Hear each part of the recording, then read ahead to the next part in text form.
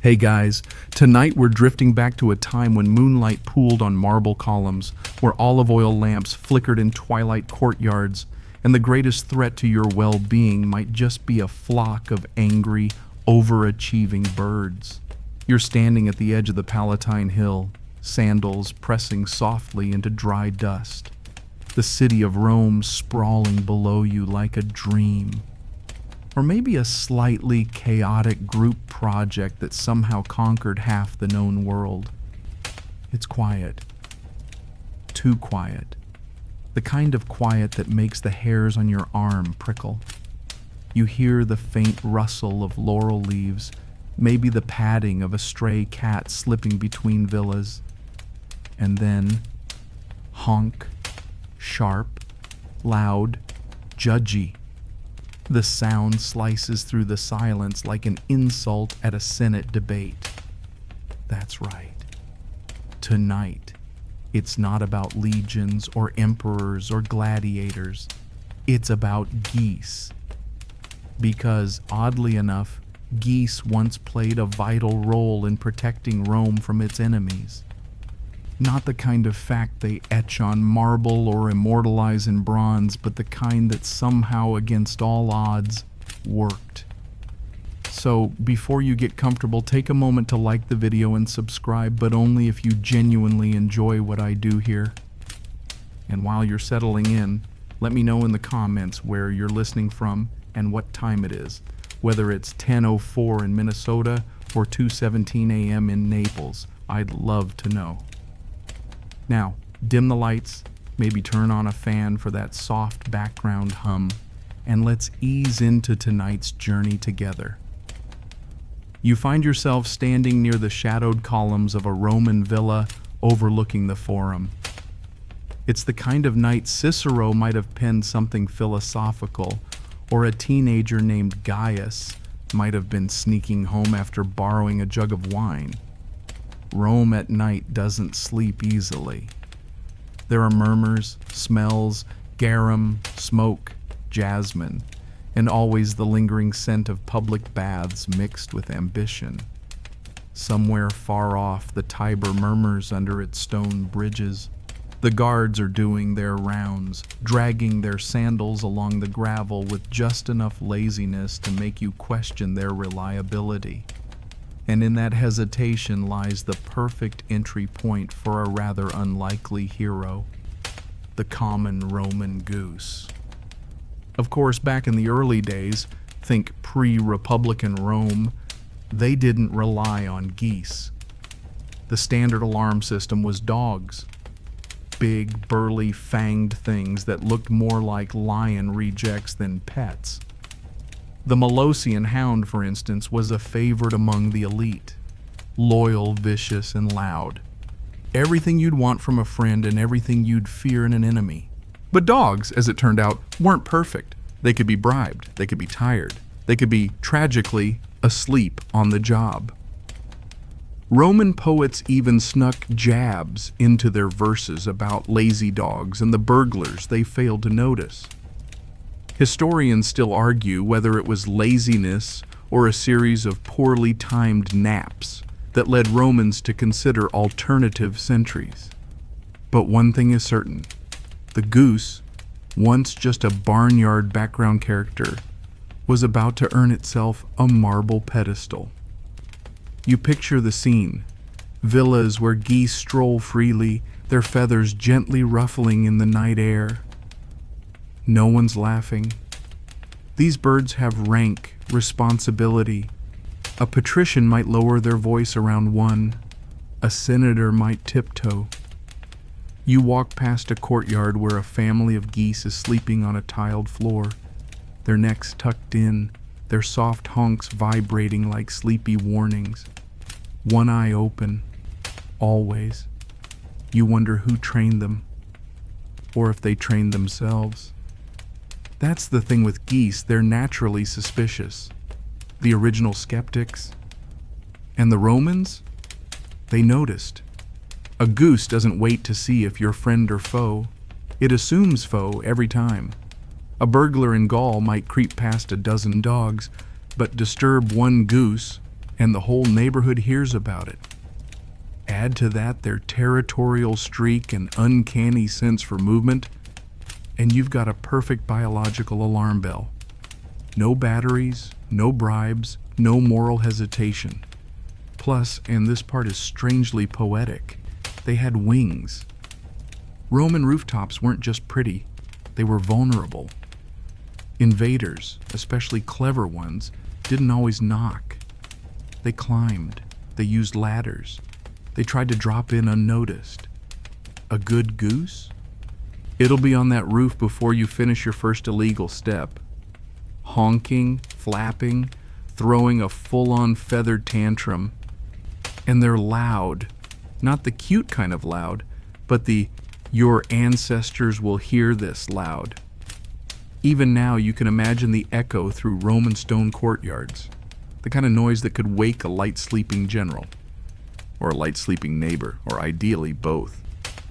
You wander past a gate and see a mural, half faded by time. It's not of a soldier. It's not of a goddess. It's a goose. Regal, upright, beak slightly tilted as if unimpressed by your sandals. There's even a laurel wreath someone painted above its head. A joke? Maybe. But also a tribute.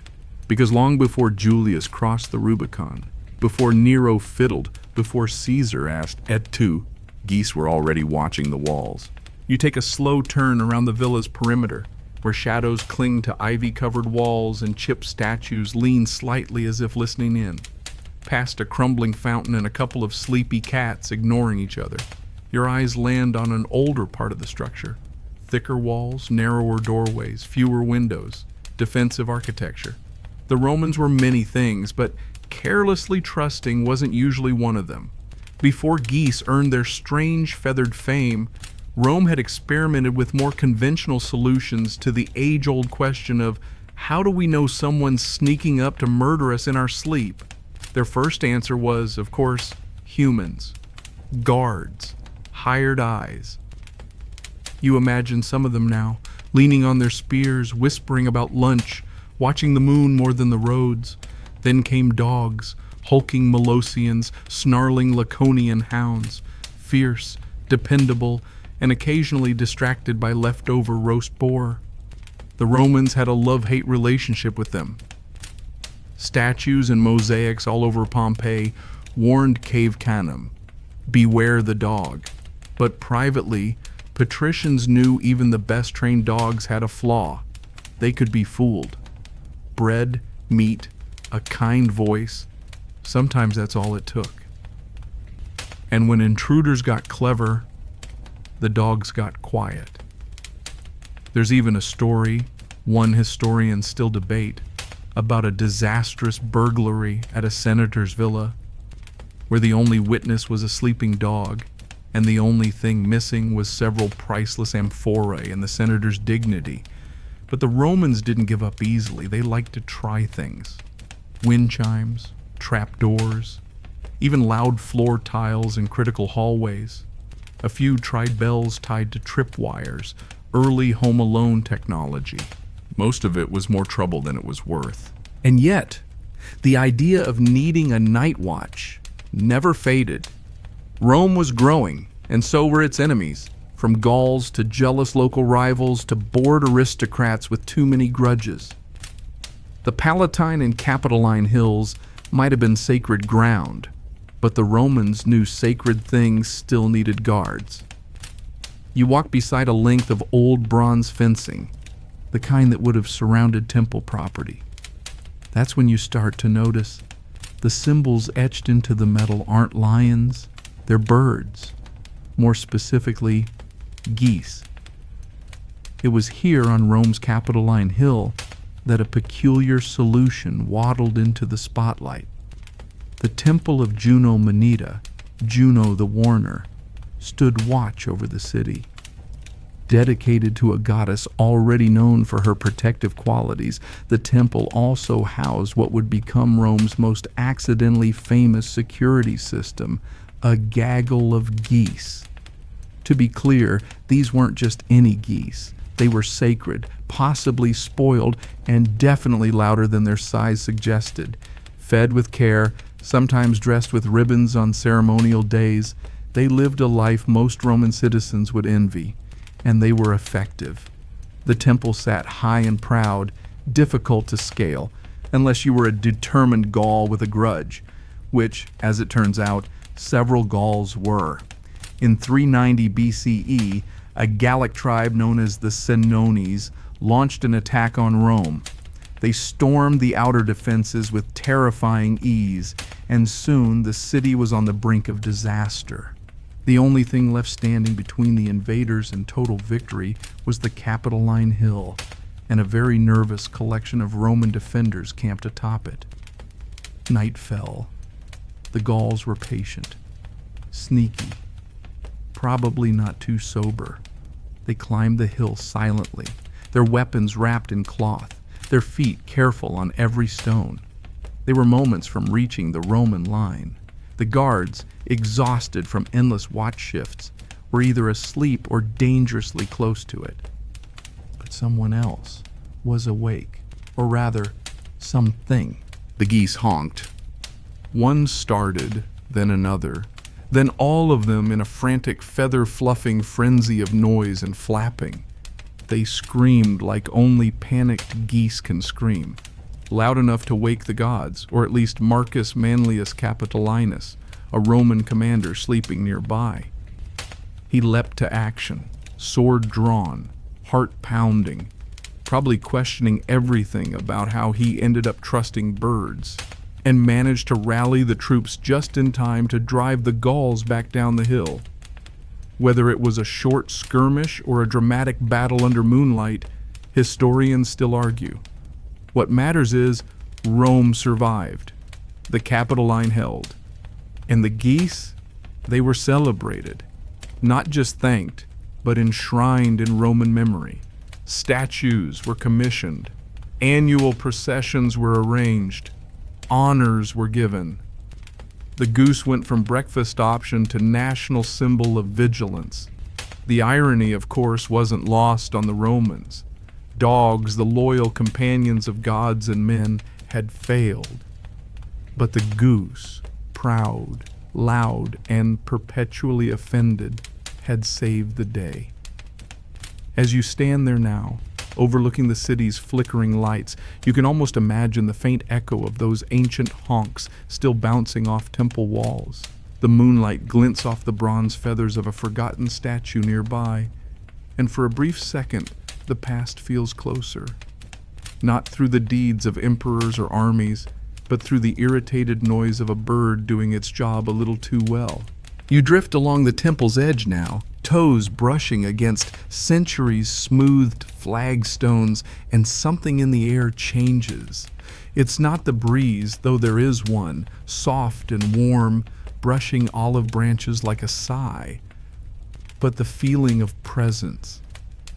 You're not alone, not entirely, and no, not ghosts, just geese. Dozens of them, possibly more, cooing and preening under the lingering influence of godly attention.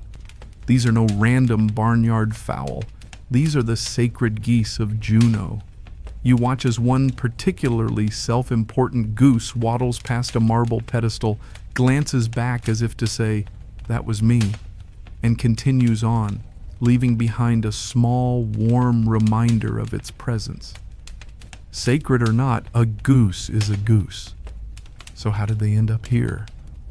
The Temple of Juno Moneta wasn't built as a bird sanctuary. It was a space of solemn rituals, divine whispers, and incense curled upward like questions. Juno, the queen of the Roman gods, goddess of marriage, warning, and protective motherhood, was a serious deity, not one you'd associate with honking. But over time, her identity as Moneta, the warner, came to include this unusual defense force. The story of the geese in the capital spread fast, not just as a miracle, but as proof that the gods still watched over Rome, and sometimes sent help in the form of indignant waterfowl. Soon the birds received more than leftover barley. They got names, not individual ones. Romans weren't that sentimental about geese, but titles like Guardians of the Rock and Feathered Sentries. They were kept within temple grounds, well-fed, occasionally brushed, probably, and exempt from dinner duty. One slightly yellowed scroll even refers to them as servants of Moneta, though historians still argue whether that was literal or poetic flattery. The care was real, though. Priests, possibly out of devotion or embarrassment over the whole thing, assigned temple servants to the geese.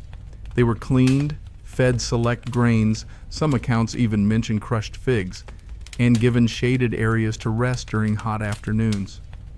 If reincarnation exists, this was not a bad gig. You pass a carved relief half covered in ivy. At first glance, it looks like any Roman scene: columns, laurels, a flowing toga or two. But at the base, beneath the solemn figures, are geese, proud, almost smug, their beaks open mid-honk. This wasn't satire. This was sincere.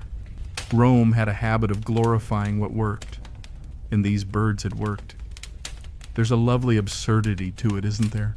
That in a culture obsessed with honor, steel, and thunderous speeches, something as silly sounding as a goose became legendary. But perhaps it's not silly at all. In many cultures, geese were respected long before Rome. Ancient Egyptians believed they were sacred messengers. The Celts saw them as symbols of vigilance and transition. Maybe the Romans just caught up. Some even say the geese became sacred not after the Capitol incident, but before, that they were already symbols of Juno's watchfulness, and that's why they were present on the hill in the first place. Scholars love this debate. Was it cause or effect? Did the honking make them sacred, or were they divine all along? You imagine Roman children being told bedtime stories of the sacred geese, wide-eyed, squirming beneath linen blankets while their nursemaid whispers. And then the geese let out such a cry it startled the stars themselves. And it worked. These birds found their way into ceremonies. Every year, on a little-known day likely around mid-July, Romans held a quiet procession. The geese were paraded, yes, actually paraded, through parts of the Capitoline, while a dog, representing the breed that failed, was ceremonially mocked, or, depending on the source, even crucified. Now that part might sound a bit extreme. Romans weren't exactly subtle. Historians still debate the cruelty of it. Some say it was symbolic only. Others think one unlucky dog drew the short straw every year. Either way, the message was loud and clear: don't underestimate the goose. You cross a courtyard dappled with late starlight. Off to one side is a worn pedestal.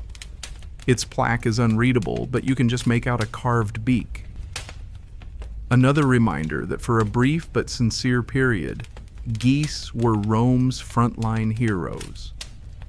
What's more interesting is how this reverence endured. While most emergency measures fade after the crisis, Rome doubled down. It wasn't enough to say the geese helped. They immortalized them. Sculptors added them to friezes. Coins featured their silhouette. Poets wove them into metaphors. Awkward ones, sure, but present nonetheless.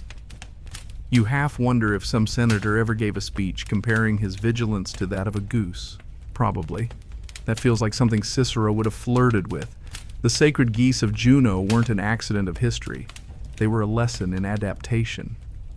Rome, the city of marble and iron, had room for feathers too. And as you walk away from the temple, one last honk, gentle, almost affectionate, follows you into the quiet Roman night. You descend from the Capitoline hill now, your sandals brushing loose stones as the city below murmurs in half-sleep. Somewhere, a baker is beginning the dough for tomorrow's bread. Somewhere else, a philosopher is still mid-rant to a half-dozing student. And above it all, the night stretches cool and endless, with a crescent moon curled like a half-smile over Rome. But tonight, your attention is fixed on one night in particular. A night when everything could have ended if not for the shrieking panic of a bird. The Gallic siege of 390 BCE looms large in Roman memory, even if the details, as always, get muddled with time and pride. The story goes like this. The Senones, a tribe of war-hardened Gauls from what we now call France, swept into Italy like a thunderstorm. They clashed with the Roman army at the Battle of the Allia, and Rome lost spectacularly.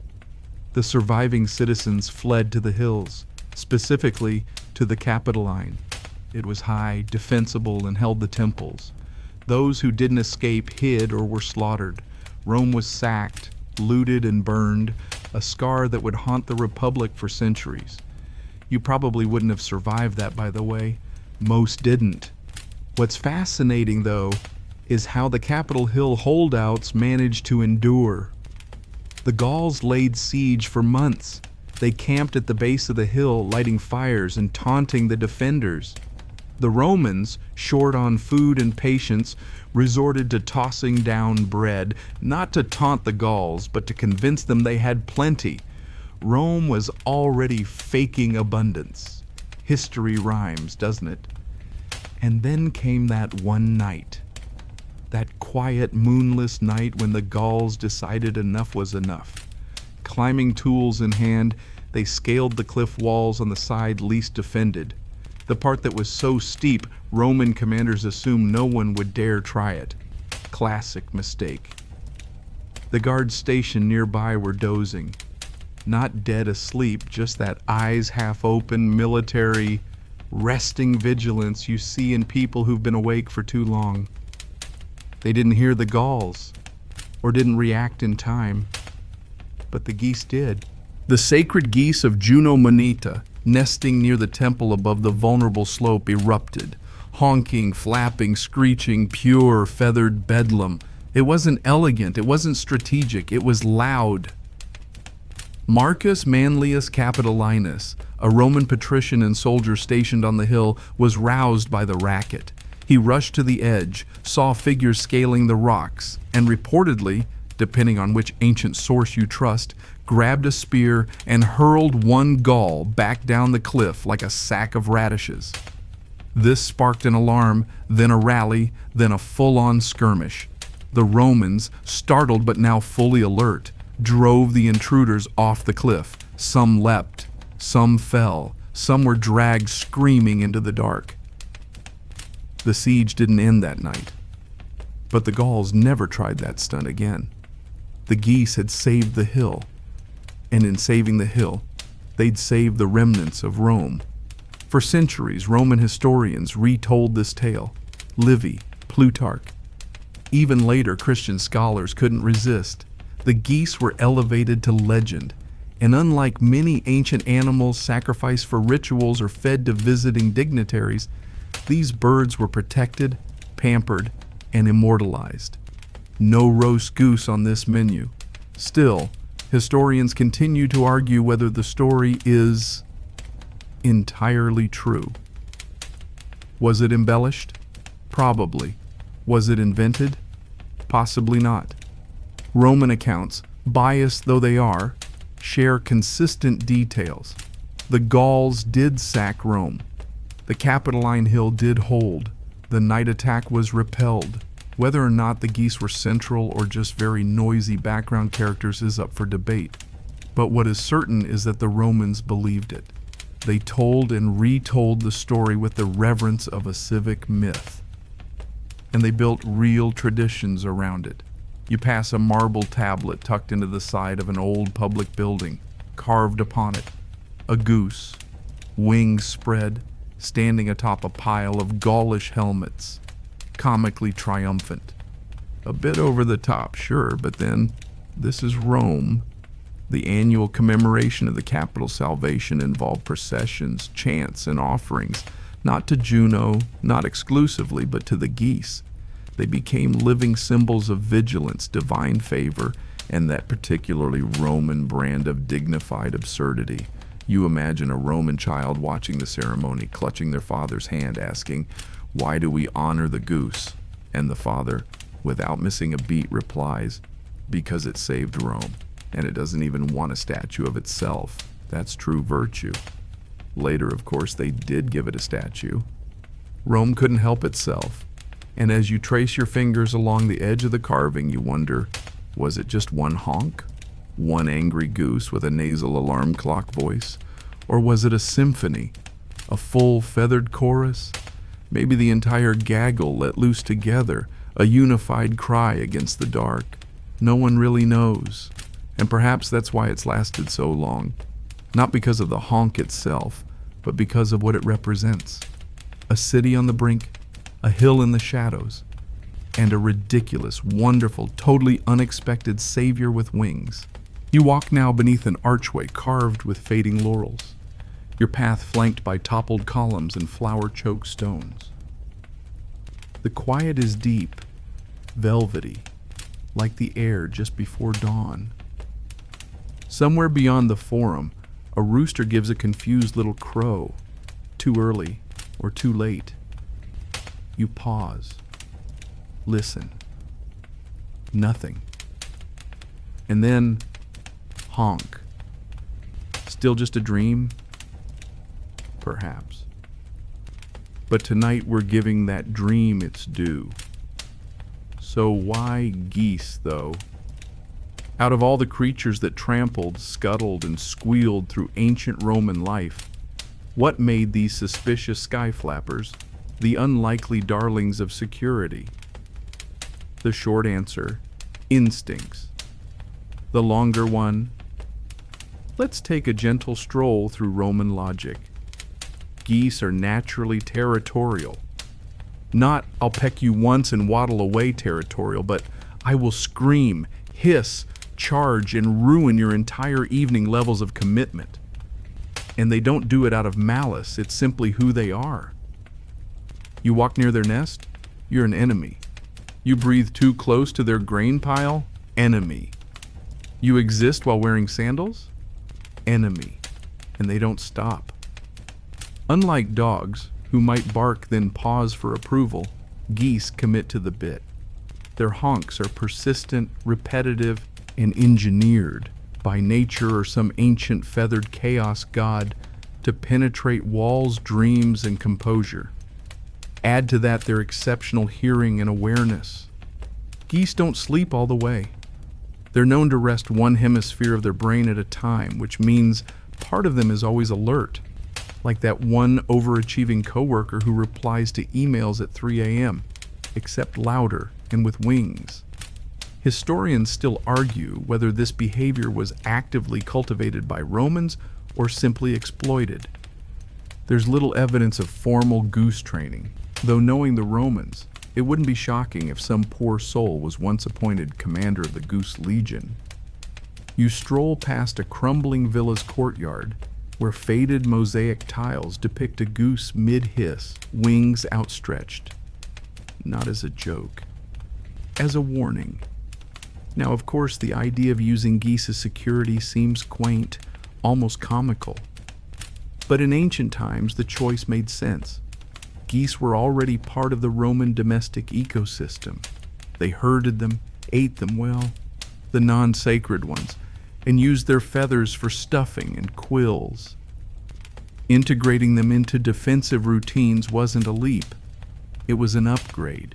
Unlike dogs, they didn't require meat or specialized handling. Unlike human guards, they didn't accept bribes, fall asleep in a toga, or run off to visit a tavern mid-watch. They were low maintenance, high volume, and they were portable. You could move a gaggle around a villa, a temple, or even a temporary encampment. Soldiers on the march sometimes brought them along, not just for potential snacks, but as early warning systems. Nothing says someone's sneaking up on us quite like an impromptu goose tantrum at 2 a.m. One record, possibly exaggerated, possibly brilliant, describes a small Roman estate guarded only by 3 geese and 1 old man. Bandits tried to scale the rear wall. The geese honked. The man woke, grabbed a slingshot, and chased them off. The estate survived. The man was reportedly awarded an extra jug of olive oil. The geese, probably just more grain.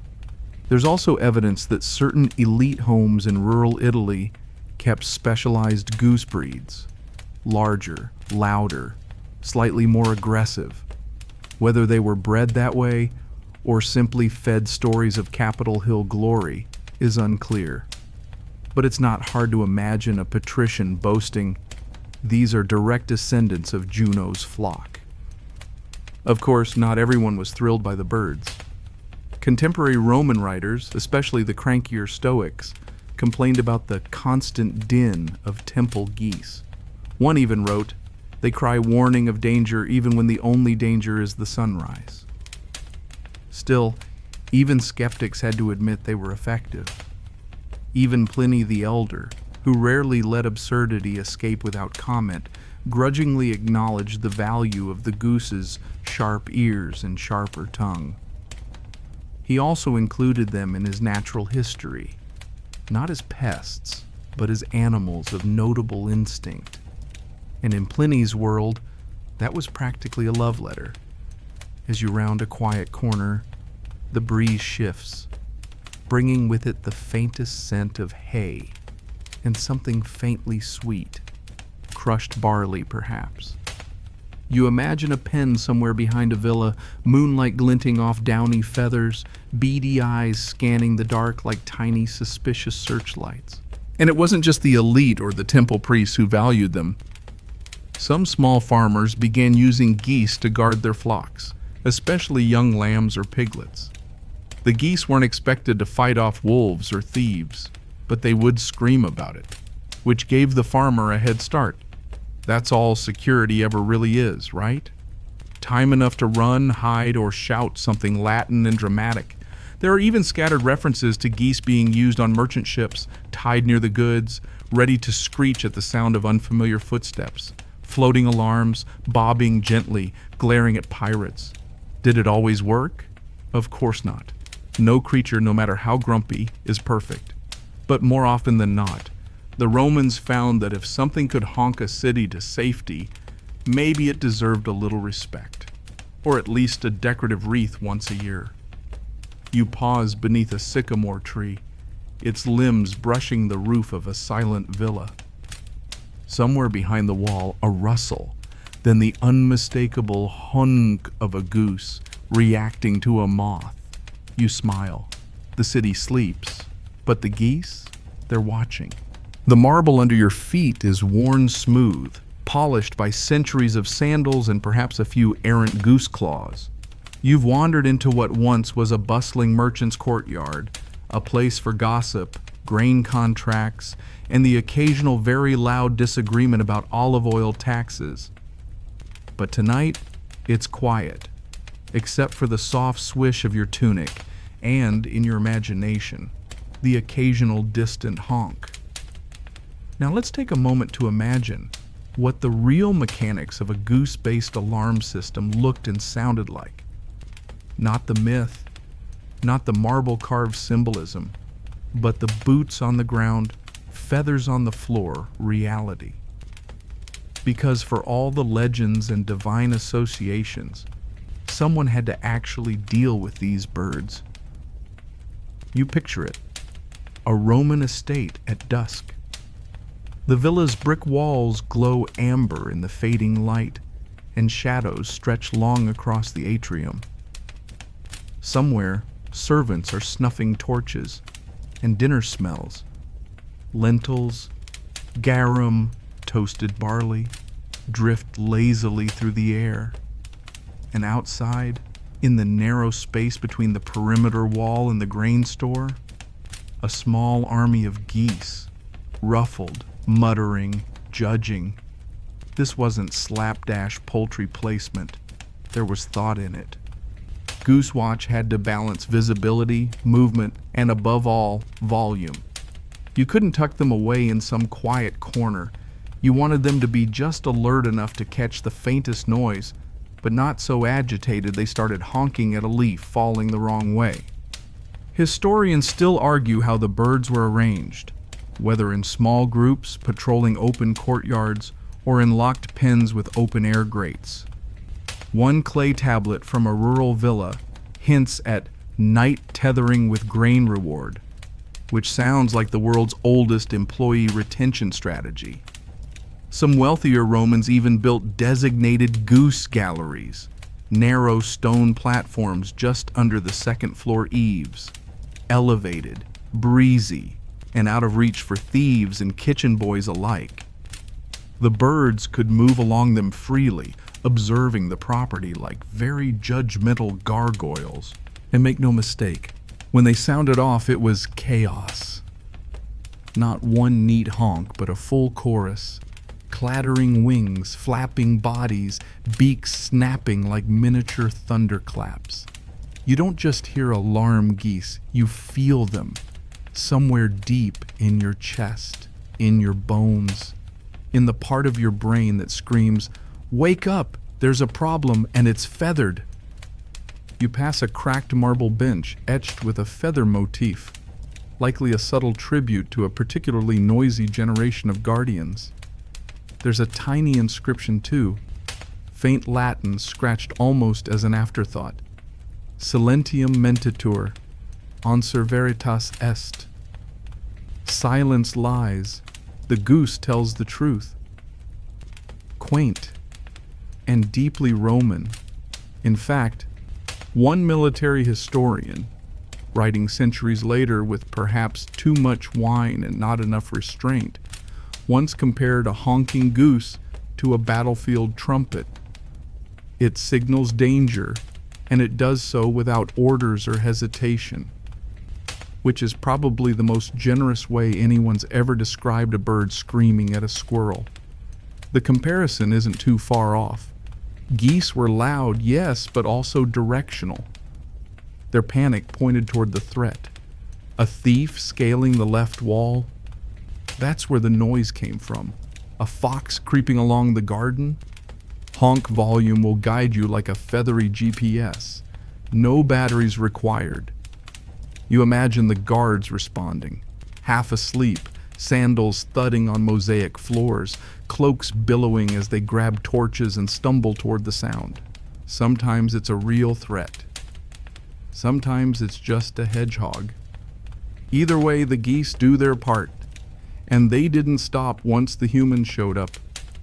In fact, many accounts describe the birds following the guards during the alert, honking at the intruder right to the point of confrontation, like feathery little prosecutors presenting Exhibit A. Of course, not everyone found this helpful. You can almost hear the grumbling of a tired centurion. "Yes, thank you, Lucilla. I see the thief. Stop biting my tunic."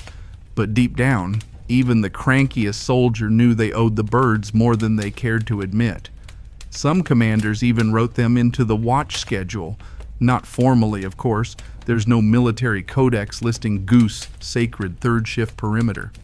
But in the margins of duty scrolls, you'll find phrases like "Answer vigilat," the goose watches, written half-jokingly next to soldiers' names. A passive-aggressive reminder that even a bird had a better attendance record. One surviving anecdote tells of a small cohort stationed at a grain depot near Capua. Their captain, after one too many false alarms from twitchy dogs and skittish teenagers, imported 6 trained geese from a breeder in Latium. Within a week, theft dropped to 0. The men nicknamed the birds the White Furies. One even earned a tiny bronze medal. No one's quite sure if it was symbolic or wearable. As you round another corner, a breeze whistles past a set of bronze wind chimes. You stop. Listen. Behind you, just for a moment, you could almost swear you hear the rustle of wings. You smile. Maybe it's the magic of Rome. Or maybe it's a ghost goose, still on duty after all these centuries. Because when it came to alarm systems, the Romans didn't just settle for what was expected. They embraced what worked.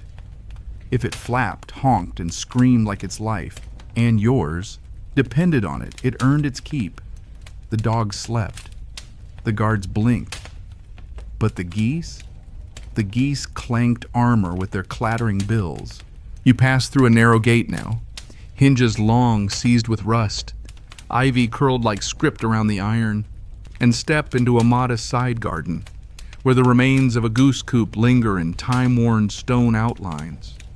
There's a trough, some broken tiles, and what might have been a perch or just a very elaborate place for a bird to think deep, honky thoughts. Here, we're not talking about myths anymore. This is goose life, day to day, under the Roman sun. And tonight, you're shadowing one of the most prestigious birds in the empire. Let's follow a single sacred goose through its daily routine, because if you're going to entrust your security to a honking cloud with wings, you'd want to know what they actually do all day. Your goose, we'll call her Claudia, wakes with the dawn, one eye already open. The other catches up a moment later, because remember, geese rest half their brains at a time. Smart, suspicious, and never fully relaxed, Claudia is everything the Romans could have hoped for in a feathered sentinel. Her coop is within a protected cloister just behind the temple of Juno Moneta. She's not alone. A small flock of similarly respected geese, equally well-fed and equally judgy, strut around the courtyard like they own it. And in a way, they kind of do. Claudia waddles toward her morning grain bath, which is exactly what it sounds like. A wide, shallow basin filled with warm water and crushed barley. Is it necessary? No. Is it ritual? Absolutely. Rome, even in poultry care, loves a good ritual. A temple attendant, young, half awake, sandals askew, dutifully scatters extra grain. He bows slightly to the birds, not out of fear, really, but out of habit. After all, one of these geese saved his great-great-something grandfather's neck on the Capitoline Hill. You don't disrespect legacy like that. After her bath, Claudia has a brief moment of loud preening, some honking, a wing stretch, a grumble at a passing sparrow, and then it's time for patrol. The geese don't roam aimlessly, not the sacred ones. Their paths are fixed, routine, and oddly military. They circle the temple twice, check the perimeter wall, and pause near the east gate, which is historically the least secure. They honk at unfamiliar faces. They honk at familiar ones too, just in case. Historians still argue whether these patterns were taught, encouraged, or just goose logic. One record from an overly poetic scribe mentions their daily pilgrimages of protection. Another, more cynical Roman graffiti artist simply scrawled, "They honk, therefore they are." Around midday, Claudia lounges under a laurel tree. A shady spot, sacred leaves, good view of the grain storeroom. Occasionally a senator might visit, not for goose worship, no one's that Roman, but for tradition. It's good luck, you see, to receive a honk on the ides. She doesn't disappoint. Afternoons are for digestion and more preening. Maybe a ceremonial walk across the temple's upper balcony, where guards glance up nervously, not wanting to be the one caught out snored by a goose. Claudia has seen things. She's heard whispered plots through marble halls, watched as tribute from distant provinces clattered into Juno's treasure vault, and once, just last week, stopped a thief who tried to sneak in during festival cleanup. All with one honk. No violence, no mess, just pristine, high-pitched judgment. Come evening, she returns to the cloister where soft bedding, dried herbs, warm straw is refreshed by attendants. Someone lights oil lamps in alcoves, casting golden light that makes her feathers shimmer bronze. You watch from a quiet alcove, imagining the scene, a bird at rest, head tucked in, one eye still open, keeping an ancient city safe through sheer, stubborn vigilance. And lest you think this is all exaggerated, there's archaeological backing. One temple record from the late Republic lists daily goose duties, alongside scroll preservation and incense rotation. Another itemized budget includes 2 sestertii for goose care linens, Someone, somewhere, was taking these birds very seriously. And not just in temples, wealthy homes, particularly those on the edges of cities, started requesting descendants of the Juno flock for private protection. Whether they got the real lineage or just a loud cousin from the market is anyone's guess, but the reputation stuck. There are even whispers, half fact, half hopeful fiction, that some villas offered geese in lieu of guard dogs to visiting dignitaries. Less likely to maul your nephew, the sales pitch might have gone. More likely to ruin your nap, but only for good reason. Claudia sleeps now, nestled between two fellow guardians, their soft snores a barely perceptible tremble in the silence. You can almost feel the calm, the rhythm of duty passed down not through orders, but instincts. No medals, no applause, no epic poetry, just vigilance. Pure, honking vigilance. And as the stars wheel slowly above the Capitol line, you smile at the thought, Rome never truly slept, not because of legions or lictors, but because somewhere, tucked into a warm stone courtyard, a goose named Claudia was watching. You leave Claudia and her feathered colleagues behind now, their sleepy murmurs fading into the soft shuffle of night, and make your way toward the forum. The torches there are few and far between this late, just faint pools of flickering orange light. Everything smells faintly of wax, stone dust, and the dried roses left at forgotten altars. And yet even here, Rome's strangest symbol of honor lingers. Because being noisy, as it turns out, became honorable. In this strange world of marble heroes and myth-stained memory, geese weren't just accepted, they were celebrated. You come upon a plinth, lower than most, modest, carved with two laurel wreaths, flanking a stylized goose in mid-honk. It's not grandiose, but it's sincere. The caption underneath, Answer Fidelis, the loyal goose. Rome, famously a city of order and hierarchy, somehow made room for the raucous. And the sacred geese of Juno, once just squawking shadows in the temple courtyard, were elevated to something more. They weren't merely animals. They were symbols of vigilance, of piety, of that rare Roman blend of paranoia and pride. And so began the goose lore. Every good city needs its mascots. Rome had she-wolves, eagles, and lions, but none of them had their own annual roast-free holiday. The geese did. The celebration, typically held in the middle of summer, wasn't your average festival. It was quieter than Saturnalia, less dramatic than triumph parades, but deeply symbolic. The centerpiece? A formal procession around the Capitoline Hill led by, yes, live geese.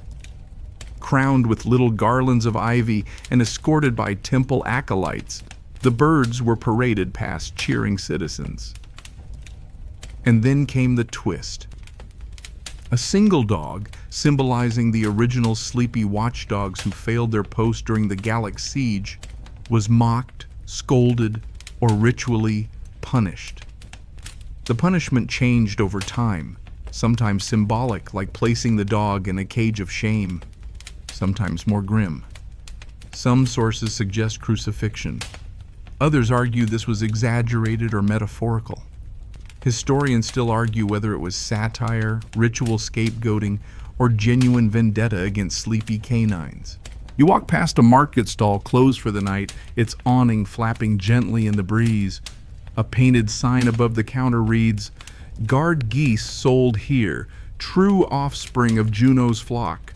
It's clearly nonsense, but it also tells you how deeply these birds settled into the Roman imagination. Even in the language of insults and compliments, geese made their mark. Calling someone a goose could mean they were foolish, or, in the right tone, fiercely alert. Roman schoolmasters even used goose-related idioms in lessons. Speak like a goose, see like an eagle. Clumsy? Maybe, but it stuck. And of course, there were the statues. One in particular stands out as you reach the far edge of the forum. It's life-sized, made of bronze with a patina of green across its back like aged armor. The goose stands on one foot, wings slightly raised, beak parted mid-squawk. It's positioned not on a pedestal, but at eye level, meant to be seen, maybe even conversed with. The inscription underneath simply says, "Never asleep." That phrase became something of a motto in certain Roman circles. Elite households etched it into mosaic floors near their entrances, often alongside small images of geese. It wasn't just decoration, it was branding. You'll get no surprises here. My walls have eyes and wings. And over time, being the owner of such a bird, even a descendant of the temple flock, became a status symbol. Guests would arrive, get hissed at by the door goose, and smile approvingly. "A fine warning system," they'd say, adjusting their toga. "Mine only honks at the bath slaves." But it wasn't just the wealthy. Goose lore trickled down, feather by feather, into the lives of everyday citizens. Children sang songs about Honoria the goose who saved Rome. Some were lullabies. Some were oddly aggressive, possibly for teaching bravery. One particularly memorable line translated roughly as, "If you fear the dark, little one, think of the goose who feared no Gaul." Rome had a way of mythologizing everything, even the ridiculous. And by the late Republic, the goose was not only a symbol of security, it had become a metaphor. Poets used it to warn against complacency. Senators used it in speeches, urging vigilance. "Let us be as geese upon the hill," one earnest orator proclaimed, likely unaware of how much snickering that phrase would cause in the back rows. You stop by a crumbling wall, your fingers brushing the stone where a relief once showed Juno with her hand resting gently on a goose. Her expression? Serene. The goose's? Mildly irritated. Perfect. Because the real triumph of Rome's geese wasn't just that they made noise that saved the city, it was that they stayed noisy. Consistently. Proudly. No matter how ridiculous it seemed. And in a city of strict protocol and stiff expectations, there was something almost radical in honoring a creature so unapologetically loud. And that's why they lasted, not just in stories, but in stone, in rhyme, in memory, honking as honor, vigilance as virtue, down feathers as decorations for deeds no legionnaire could replicate. So next time someone calls you a goose, take it as a compliment. You find yourself now in a quieter quarter of the city, away from the bustling hills, away from the temples, and into the echoing chambers of administration. This is where Rome kept its records, counted its coins, and, surprisingly, made sure its geese got paid. That's right. Tonight we descend into the beautifully bureaucratic depths of Roman logistics to uncover something few people ever consider. How exactly did the empire support its feathery heroes? Feathers may flutter, and honks may echo through legend, but feed doesn't pay for itself. And in true Roman fashion, the sacred geese weren't left to the whims of passing temple-goers with a handful of barley. No, they had a budget within the administrative records of the Temple of Juno, mostly scrolls now lost, save for scattered fragments. There are multiple references to avian provisions. And yes, that sounds like a fancy brand of birdseed, but it was very real. Barley rations, fresh water, herbal bedding, even occasional fig supplements appear to have been written into temple expenses. And it didn't stop there. Some temples appointed a custos anserum, a goosekeeper, not a priest, not a general, but someone specifically tasked with the care, feeding, and, let's be honest, temperament management of some very entitled birds.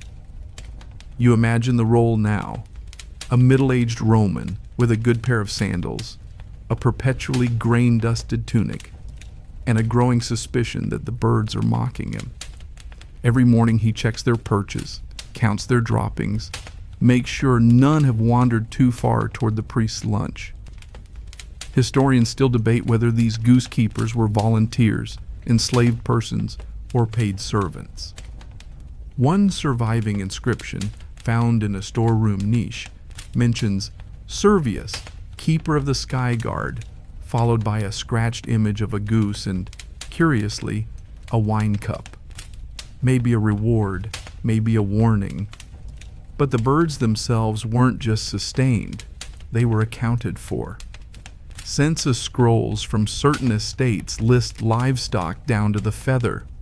One estate near Ostia includes a full line for sacred guardians, 7 geese, 3 of lineage. What that lineage meant is unclear. Perhaps they believed some birds descended directly from the capital saviors, or perhaps they were simply better honkers. In Rome, reputation mattered, even if you had wings. And of course, there was the matter of goose housing. Not all Roman homes could accommodate free-roaming temple geese, so they built goose dormitories, usually small porticos with low walls, built near main gates or within courtyards. They were shady, airy, and surprisingly well ventilated, occasionally even decorative. One mosaic floor in a villa near Cumae shows 3 geese standing in a row, each labeled with a Latin pun. One is called Vigilantia, another Sibyllus, meaning hiss, and the third Auctoritas, authority. You don't know whether to laugh or salute, but bureaucracy didn't stop at housing and food. Some temples recorded goose incidents like you'd file a police report. An undated parchment fragment discovered in what was once a temple archive lists the following. At 3rd hour, disturbance near northern gate. Goose struck marble planter while engaging thief. No damages. Grain reward issued. Which is either the most Roman sentence ever written or the oldest example of an HR goose commendation. Now, lest you think the state generosity stopped at temples, Rome being Rome, eventually this feathered affection trickled into tax policy. Some rural farmers who raised and donated geese to temples received minor tax breaks.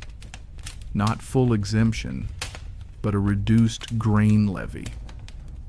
As one senator reportedly joked, or didn't, "Give unto Juno what is hers, and she'll keep the taxman confused." There's even a surviving clay seal used on temple offerings, with a stylized goose stamp in place of a signature. What did it signify? Likely authentication. Yes, this grain is for the geese. Don't eat it, don't sell it, don't be that guy. It's one thing to respect animals. It's another to institutionalize them. And that's the marvel of it. How Rome, with its sprawling bureaucracy, its over-engineered aqueducts, its legal scrolls that could make even Cicero nap, found space in all of that to make sure its sacred birds had breakfast. You picture the temple accountant, quill in hand, scratching down figures with the care of a man who knows one wrong tally might result in a very noisy protest from the courtyard.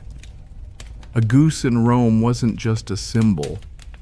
It was a line item, a fixed cost, a recurring invoice from the divine. Of course, not everyone loved this. Satirists, especially in the later Republic, poked fun at state-sponsored poultry. One play features a mock trial in which a goose accuses a senator of negligence. The senator argues back, "But your grain allowance is more generous than mine." And in true Roman fashion, the audience probably clapped. Because underneath all the satire was a truth they couldn't escape. Geese had earned their place. Not just through mythology or tradition, but through real, measurable service. They'd warned, they'd watched, they'd honked. And Rome, ever practical beneath the pageantry, paid them accordingly. You rest now on the steps of a half-collapsed basilica, staring up at a faded ceiling fresco. No gods, no emperors, just a flock of white birds in mid-flight. Their wings spread wide, their beaks wide open, mid-cry. And somewhere, just out of sight, a tired accountant sighs and files another grain receipt marked for services rendered Goose Unit. The air is cooler now. Night has folded over Rome like a soft woolen cloak, and the stars above the Tiber are starting to poke through, dim at first, then a little brighter. You stroll alongside the remains of what might have once been a military outpost, its walls crumbling and half swallowed by grass, but still standing, as if waiting for orders that will never come. Tonight, we follow the geese beyond the city, out from the marbled courtyards and temple plazas, into the dirt roads, the border forts, the drafty tents and makeshift walls where Roman legions once slept in armor. Because yes, geese went to war. Sort of. You might not picture a Roman military campaign with a background chorus of honking. But according to several accounts, that's exactly what sometimes happened. The use of geese in military camps wasn't widespread or standardized, but in certain regions and certain decades, they waddled into formation just fine. The first clue comes from military journals. Not official dispatches, but private letters and soldier graffiti. In one such letter discovered near Vindobona, modern-day Vienna, a soldier named Gaius writes, "The new sentries are worse than last week, except the goose. It at least makes noise when I approach." It's not glamorous. It's not ceremonial. It's just honest. One bird did its job. Geese made sense for small field operations. Dogs were harder to feed and control on the march. Human sentries, while better at holding a spear, were equally good at falling asleep in their cloaks. But a goose? It didn't need to understand politics. It just needed to hate surprises. You imagine a small garrison on a misty frontier, perhaps in Gaul or Britannia. The soldiers huddle near a fire, warming their hands, sharpening blades dulled by too much use. Beyond the wooden palisade, a few geese stalk the perimeter like tiny beaked legionnaires.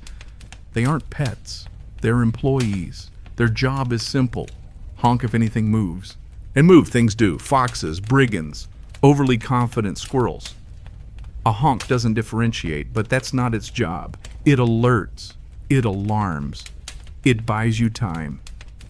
Some units even gave the geese nicknames: Pliny for the curious one, Scipio for the loudest, Nat's Doom for the one who honked at anything, including shadows and his own reflection. There's no evidence they were ever outfitted with armor, though it's a nice image. But one small relief found in the ruins of a legionary camp in Dalmatia shows a goose beneath a Roman standard, wings out, eyes fierce. Whether that was decoration or divine satire, no one's quite sure. Historians still argue whether it was a tribute or a joke from a bored stonemason. What's clear is that the geese were noticed, respected, sometimes tolerated, usually, mocked, frequently, but they stayed because they worked. In larger campaigns, especially those near unpredictable territories, commanders sometimes issued geese along with supply wagons. The birds were penned during marches and released at night. One account, likely embellished, tells of a sneak attack foiled not by a scout, but by a goose, who apparently honked so violently it dislocated its neck. A statue was erected for the goose, not the scout. Even the great General Marius, during his northern campaigns, is said to have kept the birds of Juno close. though whether this was superstition or strategy is unclear. One imagines him stroking his chin while a goose behind him hisses at a bush. "Good instincts, that one," he mutters. "Promote it." Beyond security, the geese had another role in war camps: mood regulation. That's right, comic relief. A bored legionnaire was less likely to gamble away his pay or pick a fight if he had something ridiculous to watch. And geese, despite their sacred reputation, are inherently ridiculous. They trip, they chase, they flap indignantly at boots and try to assert dominance over saddlebags. One diary entry simply reads, "The goose bit Claudius. Claudius cried, we all laughed. The goose is now in charge." Of course, not every soldier loved them. Some scrawled anti-goose complaints in the margins of supply logs, loud, smelly, aggressive, like the centurion, but flightier.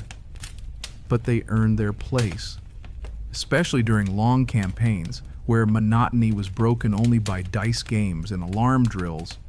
A goose could mean the difference between being surprised and being ready. One letter home from a young auxiliary soldier includes this line, "Mother, we have geese now, like the ones by Juno's steps. I sleep better with their noise." Imagine that. Among all the cold, cramped, unfamiliar corners of the empire, the shriek of a goose became a comfort. Proof that something at least was watching. You arrive now at the edge of a crumbling outpost wall, the stones laced with moss and memory. Just beside it sits a stone basin, not for water, for grain. It's worn smooth from use, the shape unmistakable, long, shallow goose height.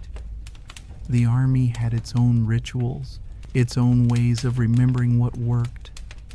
And when something as unexpected as a goose proved itself in war, they honored it, not with triumphal arches, perhaps, but with food, space, and stories passed down the line. So while the legions marched in discipline and the eagles soared on banners, just behind them, hidden in the shadow of history, waddled the geese of Juno, unarmored, unbothered, and entirely unimpressed, but always watching. The city begins to doze now, even the fountains murmuring more slowly. You walk beside a half-buried road that once led to a senator's estate, now just tufts of grass, stone outlines, and stories soft enough for sleep. But as Rome's legions and villas and grain stores fade into silence, another strange chapter stirs in the imagination. The time geese stepped beyond temple steps and into the shadows of politics and perhaps espionage. That's right. Tonight we tiptoe into the twilight between history and hearsay. Because while the role of geese in Roman defense is well documented, their presence in diplomacy and even intelligence gathering rests in that peculiar gray zone historians love and fear. Let's call it downy diplomacy and avian espionage. You approach the remnants of a governor's villa. On the wall, just faintly visible, a scratched note beside a painted goose. She speaks to the silence. Was it poetry? A joke? A code? Who knows? But it brings us to one of Rome's lesser-known diplomatic trends: gifting geese. Across the provinces, from Hispania to Illyria, provincial rulers often exchanged animals with Roman officials, not just lions and horses, but sacred or symbolic creatures. And once the capital goose story spread, it became fashionable, if a little tongue-in-cheek, to send geese as political gifts. One letter from a Gallic chieftain to a Roman proconsul reads, "May this guardian, born of our hills, keep your gates as ours are kept." Attached, allegedly, was a cage with 2 white geese and an accompanying bag of roasted barley. Were these gifts meant seriously? Likely yes. Symbolism mattered. Sending a goose wasn't just about giving someone a bird. It was offering vigilance, peaceful cooperation, and a reminder, we watch too. You pause near an old well, its edge stained with lichen. Nearby, a broken sculpture of a goose stands atop a coiled serpent, a standard Roman motif, watchfulness triumphing over treachery. But there's something off about the carving. The serpent wears a helmet, which leads us gently, drowsily, into the realm of rumor, goose spies. No, the birds weren't slipping into enemy camps with scrolls tied to their feet, or disguising themselves as doves, though that would make a fantastic mosaic. But Roman authors, especially satirists, sometimes hinted that temple geese were used to test loyalty. The theory that placing geese near suspect individuals would provoke reactions. A sudden honk at the wrong moment might suggest something, or nothing. But in an age where omens and gut instinct held real power, a goose's warning cry could tilt opinion. One story tells of a general accused of skimming from army supplies. When questioned at a military camp, the tribunal reportedly sat near a goose pen. As the general began to protest his innocence, one goose gave an extended, piercing honk. The room went quiet. The verdict? Guilty.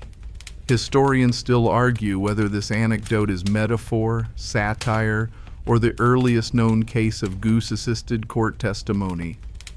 But it made the rounds, and before long people half believed it. You can see how it might spread. The idea of birds as divine messengers was already strong in Roman religion. Augurs, those who read omens, frequently watched birds for signs. A goose's sudden screech? In the right context, that meant something. Maybe a warning. Maybe a confession coaxed from a feathered witness. Some even whispered that high priests of Juno kept a goose in private consultation chambers, not to spy, but to react, to sense. Ridiculous? Possibly. But then again, Rome believed in liver reading, thunder interpretations, and prophetic dreams about sweaty statues. A goose was no stranger than any of that. You pass an old bench near a now empty courtyard.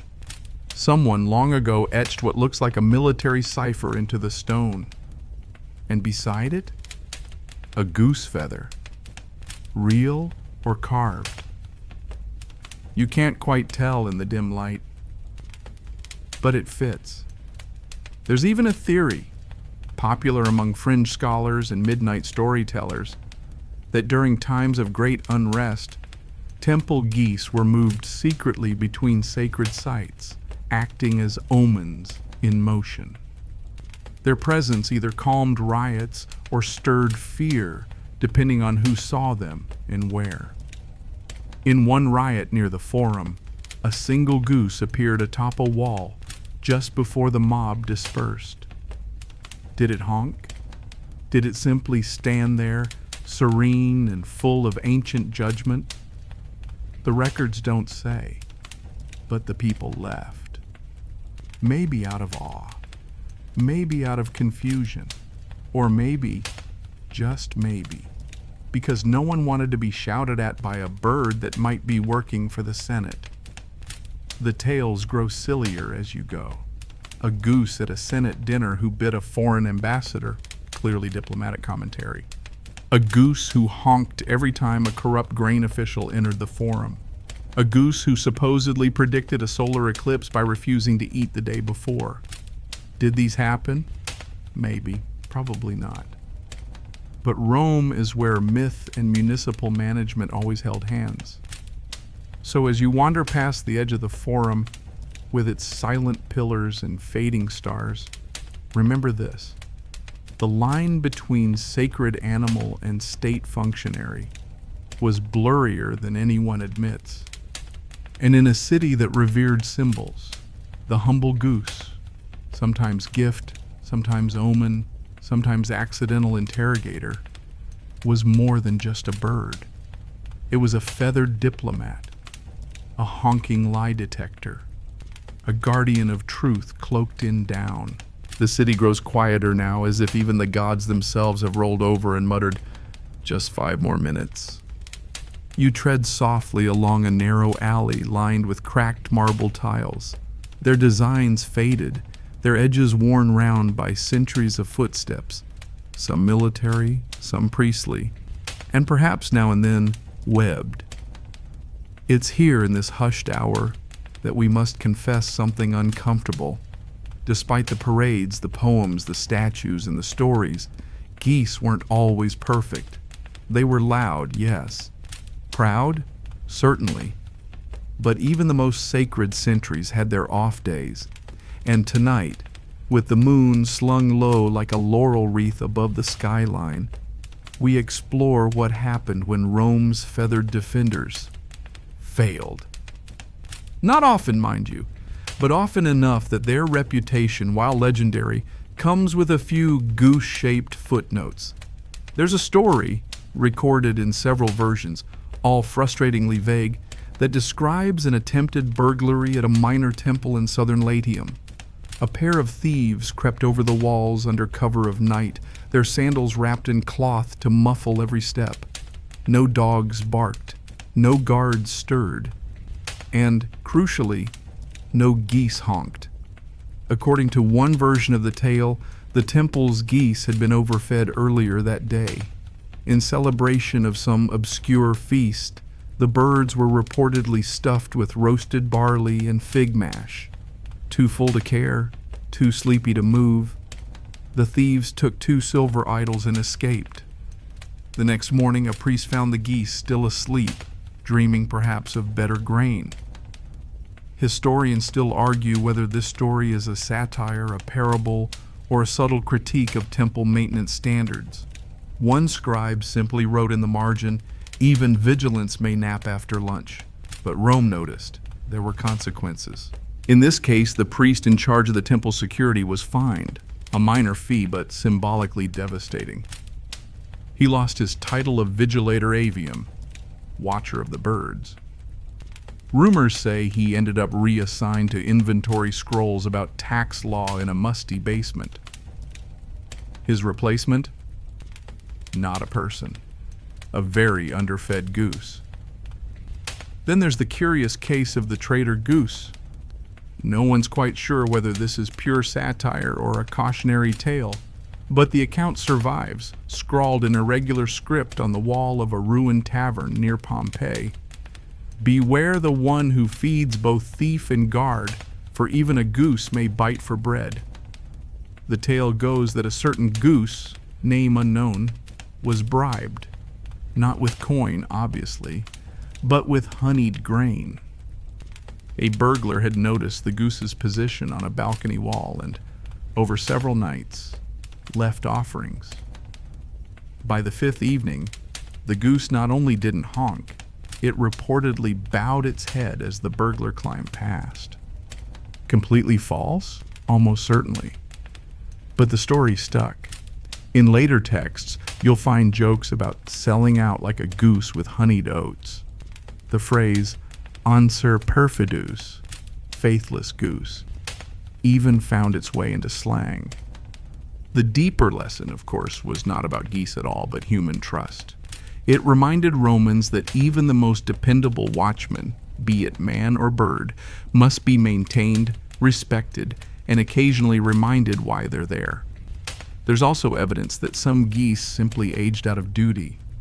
As they grew older, heavier, and understandably less inclined to flap at every suspicious sound, temples had to make decisions. Retirement, replacement, ritual release. One recovered tablet near the Temple of Fortuna includes the phrase, "Anser emeritus," the retired goose.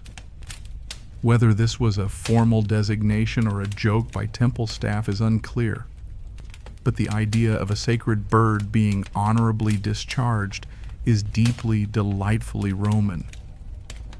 What did they do with these feathered retirees? Some were given to villa gardens where they lived out their days pecking at flower beds and hissing at guests. A few were kept near children's schools, not as guards but as mascots, reminders that even legends must rest. And yes, occasionally, some were eaten, quietly, unceremoniously. The sacredness, it turns out, was not always lifelong. You pass beneath an arch where an old mosaic still clings to the ceiling. It shows two geese flanking a bundle of scrolls. Above them the words, "Not all who watch are wise." A proverb? A critique? A bedtime warning for misbehaving priests? Possibly all three. Even in failure, the geese served a purpose. Their imperfections gave Rome something rare, humility. A reminder that no symbol is flawless, no tradition immune to lapse. But even in stories of failure, one thing is consistent. It's never malice, just sleepiness, overfeeding, old age, or occasionally very persuasive criminals with excellent snacks. You wander into a shaded courtyard now, where the night air hangs heavy with jasmine and dust. A small statue sits in the center, not polished, not praised. Just a single goose, slumped slightly, eyes closed, beak resting gently on its chest. No inscription, no wreath. Just a quiet tribute, perhaps, to the ones who didn't honk in time. And somehow, that feels just as Roman. Because for all their triumphs, the sacred geese weren't perfect. They were just present, watching, sleeping sometimes, startling the night with cries and flutters, heroes, occasionally. And for a city like Rome, that was more than enough.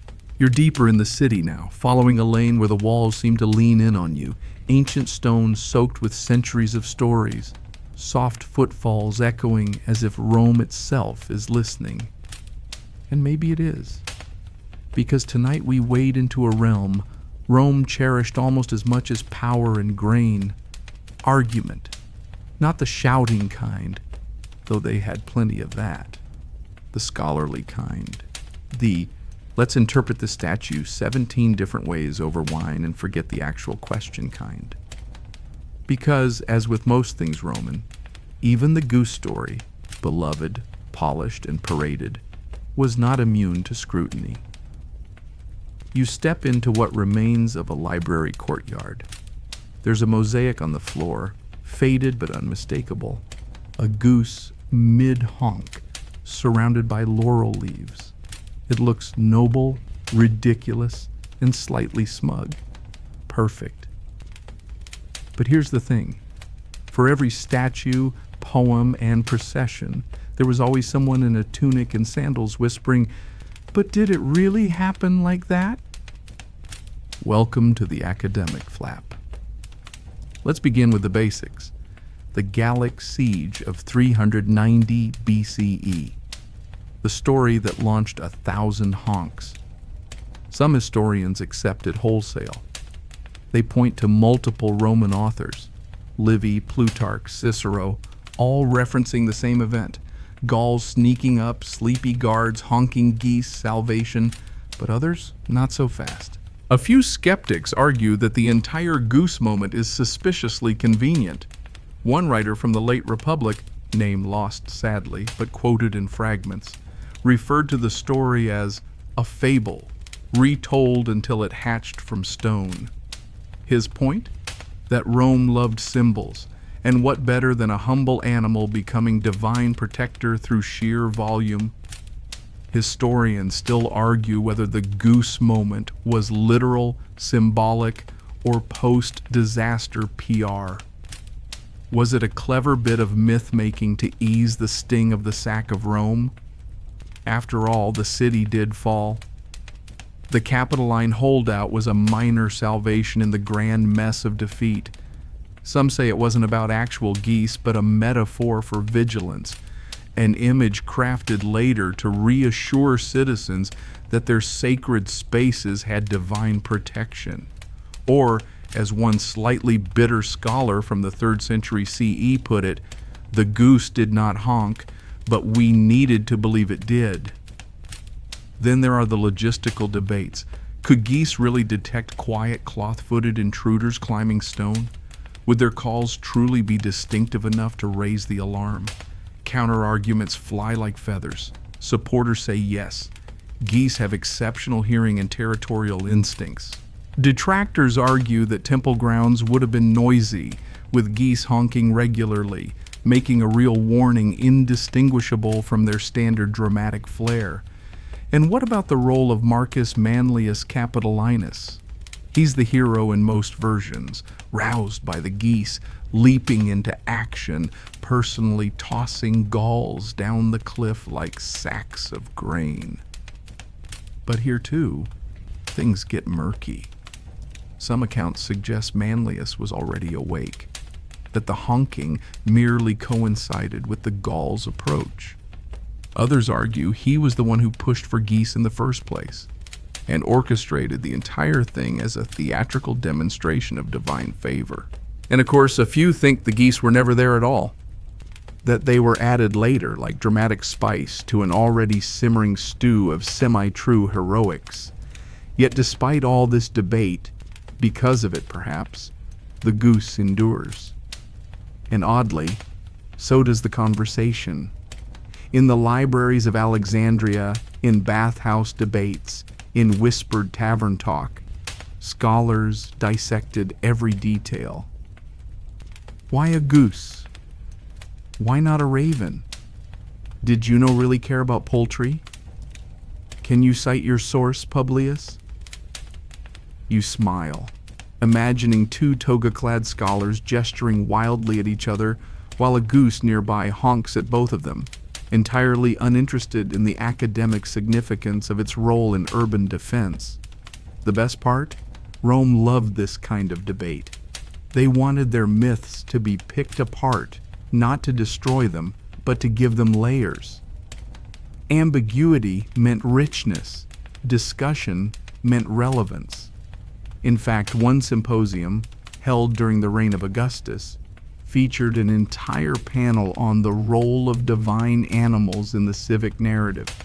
According to one surviving note, the final speaker concluded with this: even if the goose did not save Rome, the belief that it could is what matters.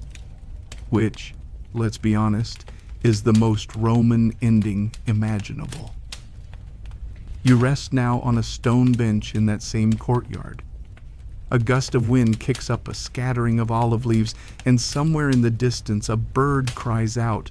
Not a goose this time, just a sleepy crow. But you can almost hear a scholar whispering, "Aha, evidence." Because even after centuries, the question isn't settled. It likely never will be. And maybe that's the point. The story survives not because of certainty, but despite it. In the margins of scrolls, in the corners of mosaics, in footnotes and bedtime stories, the sacred goose persists, half hero, half mystery. So whether the honk was real or remembered, staged or spontaneous, fact or finely feathered fiction, it doesn't matter. What matters is that Rome believed in it, and tonight so do you. You're further from the center now, where the villas thin out and the streets soften into gravel. The buzz of city life fades to a sleepy hush, replaced by the low rustle of wind through cypress trees and the gentle lap of water somewhere nearby. Rome doesn't end so much as dissolve into farmland, forest, and faint echoes. Here, away from monuments and memory, we trace the long tale of our story, what happened after the goose, or more precisely, what became of its legend when the feathers settled, the torchlight dimmed, and the empire marched on. Because while most heroic symbols are cast in bronze and forgotten by the next dynasty, the guardian goose lingered, shifting slowly from honored defender to bedtime trivia, tavern mascot, and eventually, comic relief. You stop at a roadside shrine, small and unassuming, its stones pitted and wildflowers blooming defiantly in the cracks. Nestled at its base, half hidden by ivy, is a carving, not of a god or emperor, but of a goose, wings tucked, looking mildly offended. It's charming, slightly ridiculous, entirely Roman. You see, after the height of the Republic and the early days of the Empire, the goose as symbol began to change. Still respected, yes, but also gently mocked. Revered, but with a wink. It began with festivals. What started as solemn commemorations became carnivals. The once honored Capitol Goose Parade? By the 1st century CE, it featured children wearing goose masks, honking for candy. Satirical plays were performed with actors in feathered tunics, one of whom would loudly interrupt dialogue with ill-timed squawks. Some temples leaned in. One shrine to Juno began selling answer amulets, goose-shaped charms meant to bring protection, or at least a good laugh. They were popular among merchants who believed the goose spirit kept thieves away, or perhaps just made noise until the thieves got annoyed. Even literature joined in. Ovid, always the mischief maker, makes an offhand reference in his Fasti to the bird who guards the temple better than the priest. Juvenal, never one to miss a jab, mocked senators who speak much and say little, like a goose in heat. And yet, despite the teasing, the core reverence held. The goose became something akin to Rome's subconscious, a presence everyone knew, everyone joked about, but no one quite dismissed. Soldiers still painted them on shields, especially in units with defensive assignments. Merchants placed carved goose heads above their shop doors. Households would paint one next to the kitchen, half mascot, half insurance policy. One particularly detailed fresco, found in a Pompeian villa, shows a goose perched atop a wine rack, honking at a thief, while a startled servant drops a bowl of olives. Above the scene is a scroll that reads, "He warned, but none listened." Was it a joke? A warning? A tribute? All three? And then there were the fairy tales. Yes, even Roman children's stories had their geese. Over time, the Capitol Goose transformed from historical hero to magical helper. In these tales, the goose rarely fought, it simply knew. It honked before disasters, glared at liars, and once, in a particularly dramatic bedtime tale, flew across the sea to rescue a sleeping emperor from a poisoned fig. You pass a small marble stele half swallowed by a fig tree. It's simple. Warn. But the inscription is still legible. To our faithful guardian, who needed no sword and bore no lie. No name, no date, just that. There's even some evidence the goose made it into early Christian storytelling. A 4th century homily refers to the humble beast who gave warning in the shadow of idols. Was it symbolic? Was it a lingering cultural memory squeezed gently into new theology? Possibly. What's certain is that by late antiquity, the goose had moved from temple guardian to cultural shorthand. One Byzantine scribe includes the phrase, "as stubborn as the geese of Rome," in a commentary on civic defense. A later poet from Ravenna described a goose guarding the gates of memory, an odd line perhaps, but fitting. Even long after the Western Empire fell, geese continued to show up in manuscripts, folk songs, and village carvings. In Gaul, monks painted illuminated letters shaped like geese, some even wielding tiny scrolls. In Anglo-Saxon England, the legend of the Capitol Goose mingled with native lore, becoming part of a broader tradition of animals who guard against the dark. And then, of course, came the punchlines. Medieval scribes, cheeky, sleep-deprived, dangerously armed with quills, left goose jokes in the margins. He honks before the hour of prayer, more devout than the bishop. Another monk, clearly fed up, wrote, "My pen is dull, my candle out, and still the goose screams. The sacred goose became not just a memory, but a companion, a nudge, a knowing eye in the dark, forever honking at the edge of story and sleep. You sit now beneath an olive tree. The stars above have tilted west. A breeze stirs the grass, and from somewhere distant, soft and lazy, a honk. Real? Imagined? Maybe neither. Maybe just the echo of a bird whose job never really ended. Because Rome may have crumbled, its gods faded, its aqueducts run dry. But somewhere, in story if not in stone, a goose still watches the wall. You've made your way back to the Capitol line now, where this whole story began. This slow spiral of feathers, myths, and marble memories. The moon is high, round and pale as a polished coin. The air is still. Somewhere below, the Tiber snakes its way through the darkness, whispering to no one in particular. The temple is gone now, of course. Juno's sanctuary long crumbled. Her priests vanished into history's margins. But stand here, just for a moment, and close your eyes. You can feel it. The warm stone underfoot, the rhythmic scuff of sandals, and the steady, patient gaze of something perched atop a column, silent, but very much aware. This is where it happened, they say. Or didn't happen. Or kind of happened, depending on which scroll you believe and how late it was when the scholar wrote it. But truth or tale, this hill carries the echo of that one very specific noise. Honk. That's the great thing about stories like this. The facts? Fuzzy. The dates?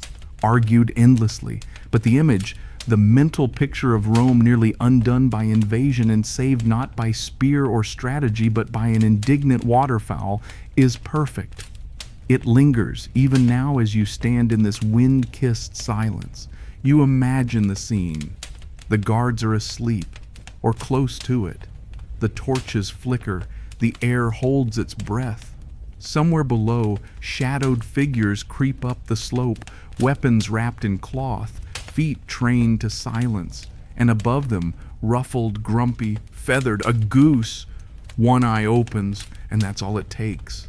The honk splits the night like a thunderclap. Another joins it, then another. Wings flap, beaks flash. The clamor is unmistakable. A Roman commander bolts upright, grabs his sword, calls the alarm. And the would-be intruders? Scattered, stumbling, tumbling. It's absurd, glorious, very loud. And very Roman. Because for all the empire's grandeur, its marble arches and military genius, sometimes what saved the day wasn't discipline. It wasn't law. It wasn't divine favor carved in Latin. It was a bird with an attitude. Rome loved its eagles. They soared over battlefields, embroidered on banners and branded into bronze. But on this hill, tonight, it was a different kind of bird entirely. And maybe that's why the story endured. Because it told Romans, and now you, that protection can come from anywhere. That vigilance doesn't always wear armor.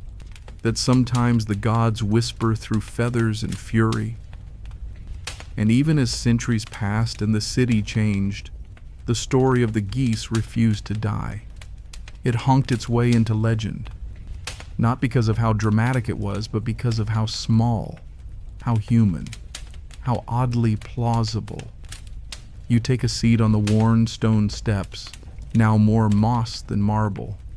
The air smells faintly of herbs and thyme. Below you the city sleeps, buildings layered over ruins, layered over memories.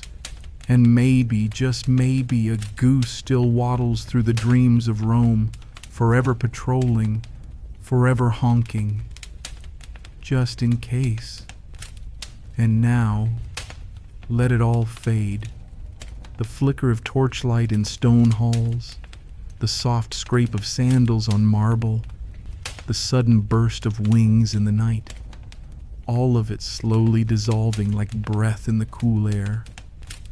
You're no longer on a Roman hilltop or beneath ancient columns. You're somewhere softer now, a place between memory and dream, wrapped in quiet like a woolen cloak. The geese are asleep too, heads tucked beneath wings, their work done for the night. No guards to warn, no enemies to chase, just the sound of their breath, slow and steady, like a lullaby you didn't know you remembered. The stones are warm beneath you.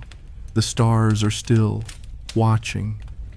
The wind hums through the cypress trees in a voice older than the empire, older than history itself. It whispers not of conquest or glory, but of watchfulness, of care, of the small, surprising things that keep the darkness at bay.